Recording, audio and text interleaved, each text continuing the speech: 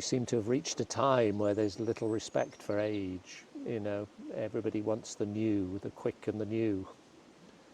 And how we cast aside the older generation, and now that we're stumbling into our later years or our on this earth, it's interesting for me that, you know, I think I'm old at 72, but there's a tree just over there that's probably 350 years old.